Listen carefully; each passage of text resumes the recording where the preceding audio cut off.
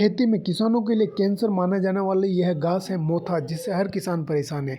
इस घास की खासियत होती है इसका सबसे बड़ा ट्यूमर, जो कि ज़मीन के अंदर बहुत गहराई में होता है और मरता नहीं है। जी हाँ, इसको वैज्ञानिक तरीके से अगर हम समझें तो इसका जो डिजीज़ है वर्ल्ड वर्स्ट वीड है, यानी कि पूरी दुनिया में ये सबसे बड़ी समस्या बना हुआ है किसानों के लिए। और इसका जो पौधा होता है हमेशा जीवित रहता है, मरता नहीं है। वैज्ञानिक भी इससे परेशान है कि इसका उपाय कैसे करें। तो आज हम मोथा घास के बारे में जानते हैं कि मोथा कुल का जो पौधा होता है किस तरह से फैलता है। इसके अंदर जो ट्यूबर होता है इसकी गांठ के अंदर, वो 2 टुकड़े होने के बाद भी जीवित रहता है। इसके अंदर जो ट्यूमर होता है वो कितनी ही धूप हो, कितना ही सूखा हो पड़ा रहेगा। अगर उसे वापस पानी मिल जाता है तो वो फूटान ले लेता है और वापस अपने हरे रूप में आ जाता है, यानी वापस खरपतवार बन जाता है। और इसका जो उद्गम स्थान है अफ्रीका से ये पूरी दुनिया में फैला है और लगभग 100 देशों में इसने किसानों को परेशान कर दिया है। ये 100 देशों के किसानों की समस्या बन चुका है। और मोथा घास की जो जड़ें होती है ये बहुत ही नुकसानदायक होती है। इसकी जड़ों में जो ऐसे केमिकल आते हैं कि ये ऑटोमेटिकली वापस 6 महीने पड़े रहने के बाद, वापस पानी मिलने के बाद वापस विकसित हो जाते हैं। इसकी जड़ें पौधों को, जो नॉर्मल फसलें होती हैं उनको ख़राब कर देती है। और इसकी जड़ों के गांठों के अंदर जो केमिकल होता है और इसको मारने का जो उपाय होता है किसान भाइयों, इसको नॉर्मल तरीके से पत्ते जलाकर मार दिया जाता है, लेकिन ये नीचे इसकी गांठें होती है वो जीवित रह जाती है। इसकी गांठें एक दूसरे से फैलती जाती है और एक घास से दूसरी घास, यानी एक पौधे से हजारों की संख्या में पौधे बनते जाते हैं। तो इस बीमारी से निजात पाने के लिए किसान भाइयों आप सभी को इस वीडियो में संपूर्ण जानकारी मिलेगी। तो वीडियो के अंदर बने रहें। किस तरह से मोथा से निर्यात पाया जाता है, ये हमारे पौधों के जो कैल्शियम और अन्य पोषक तत्व होता है उसको बहुत ही तीव्र गति से खींच लेता है और मूल पौधे को हानि पहुंचाता है, जिससे उसकी ग्रोथ ख़त्म हो जाती है। इसकी जो जड़ें होती है, गांठें ज़मीन में लगभग 1 मीटर से लेके 2 मीटर तक की गहराई रहती है। और इसके कंद बहुत ही अंदर शार्प होते हैं। और ये देखिए, अपन ऊपर से इसको काट देंगे लेकिन इसके नीचे जो गांठ रहेगी उससे वापस दूसरा पौधा आ जाएगा, यानी कि ये ज़मीन में कितना ही नीचे हो ऊपर आ जाता है, ज़मीन से बाहर आ जाता है। इसकी गांठ भी ऊपर आ जाती है। इसकी जड़ें इस तरह से आगे फैलती जाती है कि नीचे एक जाल बन देती है। और ये जाल फिर पूरी तरह से खेतों को बंजर बना देता है और पौधे से पौधे बढ़ते 1 से करोड़ हो जाते हैं और पता ही नहीं चलता। और किसान का खेत कब पूरा इससे ग्रसित हो जाता है कुछ पता नहीं चल पाता। इसको केवल पानी मिलना चाहिए, पानी मिला और ये भले ज़मीन के ऊपर भी पड़ा हो वापस फुटान कर लेगा। और हाँ, इसका जो उपाय है हमें बहुत ही अलग अलग तरीक़ों से किया जा सकता है। इसको हमें ज़मीन से निकालने के लिए अगर कटाई करके हम इसको कहीं और रख देंगे, इसके टुकड़ों को खेत से बीन कर भी अगर हम कहीं रख देंगे तो ये वापस पानी मिलने पर ग्रो हो जाएगा, यानी कि वापस खरपतवार में बदल जाएगा। इसको मारने के लिए हमें जो करना होगा वो है देसी तरीका, सबसे कारगर है देसी तरीका। जी हाँ, ये एक तरह से विषाणु है खेतों में, कैंसर जैसे कि ना इलाज, इसका इलाज नहीं है, ऐसी बीमारी होती है। तो हमें इसकी उपाय के लिए किसान भाइयों, ये पानी में फैलता रहता है, पानी में भी ये तैरता रहता है और तैरते जहाँ इसको जगह मिली वहाँ रुका। और ये फलदार सब्जी हो गई या अपनी कोई दूसरी क्रॉप हो गई, उसे बहुत भारी नुकसान पहुँचाता है। और सबसे ज़्यादा ये हमारे जो गन्ने की फसल होती है किसान भाइयों, गन्ने की फसल, मक्का की फसल, इनके अंदर जो इनके कैल्शियम और प्रोटीन और पोषक तत्व होते हैं उन सबको इतनी तीव्र गति से खींचता है कि गन्ने की फसल को पूरी तरह से नष्ट कर देता है और उपज में बहुत भारी खराबा होता है, उत्पादन में कमी आती है। तो इसके जो जड़ें होती है या इसके जो कंद होते हैं, उन कंद को काले इसके अंदर एक लिक्विड छोड़ती है जड़ें, जो कि पौधे को, मूल पौधे को उस लिक्विड के कारण इतना नुकसान होता है कि उसकी जड़ें खराब हो जाती है और बंध जाती है। हम इसके ऊपर जैविक नियंत्रण करना चाहते हैं तो भी हो सकता है, और प्राकृतिक तरीके से भी कर सकते हैं और केमिकल तरीके भी कर सकते हैं।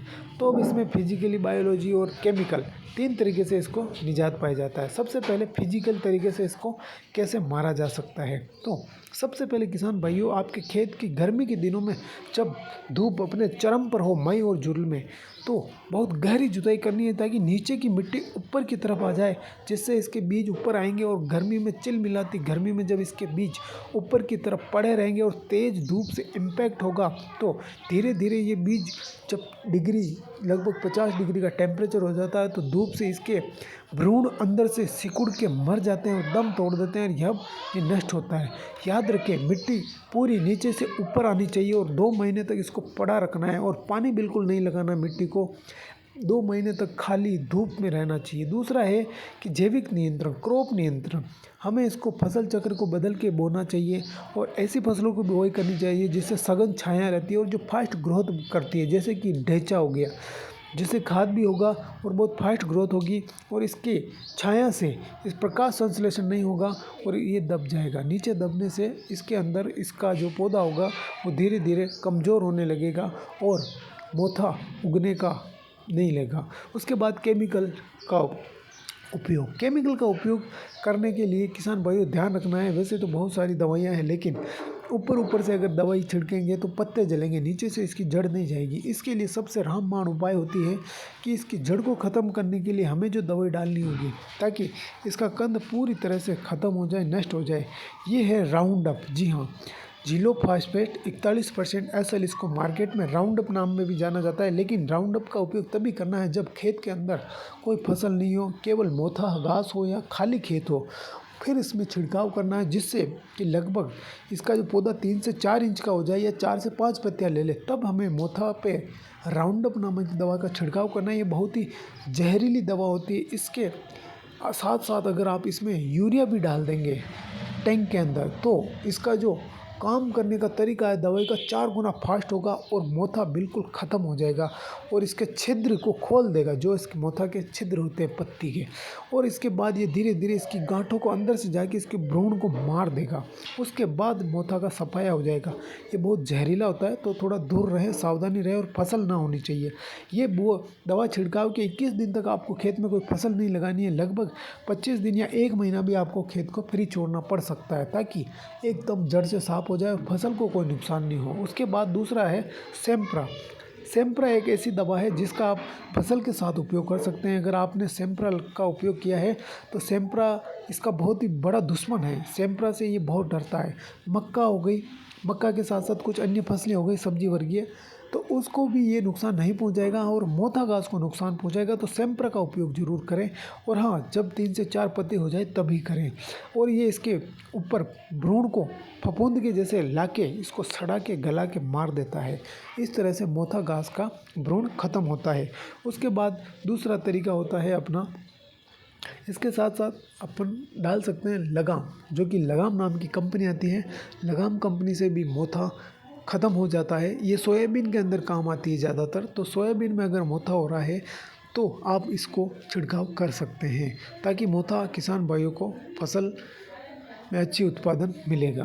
तो इस तरीके से हम केमिकल तरीके से भी इसका ख़त्म कर सकते हैं। हाँ, मास्क वगैरह ज़रूर लगाएं। दवाई छिड़कते हुए किसान भाई ध्यान रखें और अपनी सुरक्षा के उपकरणों का ज़रूर ध्यान रखें, क्योंकि केमिकल बहुत ही हाई डोज होते हैं ये। इससे आपके शरीर पर, चमड़ी पर नुकसान होता है, कैंसर जैसी बीमारियाँ भी हो सकती हैं। तो थोड़ा सावधानी से काम करें। इस तरीके से मोथा का जड़ से सफाया किया जा सकता है और मोथा से निजात पाई जा सकती है। मोथा सबसे बड़ी बीमारी बन के उभरी है किसानों के लिए। एक तरह से कैंसर है। इसका सटीक अगर जैसे आप फलदार बगीचे हैं तो उसमें मल्चिंग लगा लें, वो सबसे बेस्ट तरीका है। दवाई का कम उपयोग करें क्योंकि फल खाने में काम आते हैं। और देसी मल्च लगाने से क्या होगा कि खाद भी आएगा और उर्वरक शक्ति भी बढ़ेगी ज़मीन की और पौधों को अच्छी फ़ायदा मिलेगा। तो इस तरह से अपन मिट्टी में कर सकते हैं। तो अगर आपको ये वीडियो अच्छा लगा है, मोथा के बारे में जानकारी जो हमने प्रदान की है, तो आप इस वीडियो को आगे से आगे किसानों को शेयर करें। वीडियो को लाइक और सब्सक्राइब ज़रूर करें हमारे चैनल को, ताकि आपको ऐसी अन्य जानकारी मिलती रहेगी। मोथा घास को ख़त्म करने का सबसे रामबाण उपाय है गर्मी में जुताई करें या फिर केमिकल करें। और हाँ, ड्रिप सिंचाई ज़रूर यूज करें, जिससे कि पानी केवल पौधे को मिलेगा, बाकी आसपास का जो इलाका है वो पूरी तरह से सूखा रहेगा। और सूखा रहने से मोथा को पानी नहीं मिलेगा तो वो निकल के नहीं आएगा और जड़ ख़त्म हो जाएगी उसकी। और हाँ, जिस खेत का पीएच मान अम्लीय, क्षारीय ज़्यादा होता है, अगर क्षारीय ज़्यादा है और अम्लीय ज़्यादा है तो भी वहाँ मोथा ज़्यादा होगा। तो ये ज़रूर ध्यान रखें। इसके लिए जिप्सम और पोटाश डालें, मिट्टी की समय समय पर जांच करवाते रहें ताकि आपको पता चले कि आपके खेत में क्या कमी है, अम्लीय ज़्यादा है या क्षारीय। तो इस तरह से मोथा पर नियंत्रण किया जा सकता है। किसान भाइयों, आप मोथा पर 2 से 3 साल तक कंटिन्यू निरंतर करेंगे तभी जाके ये जड़ से समाप्त होगा। ऐसा नहीं कि एक बार किया और सारा ख़त्म हो जाएगा। धीरे धीरे हर साल कभी 50% ख़त्म हुआ, कभी 20%, कभी 30%, 3 साल से लेके 4 साल के अंदर अंदर लगभग सारा मोथा ख़त्म हो जाएगा। तो इस तरीके से अगर आपको वीडियो देखना है तो हमारे चैनल को सब्सक्राइब करें और अगर अच्छा लगा हो तो शेयर ज़रूर करें मोथा के बारे में जो वीडियो था हमारा।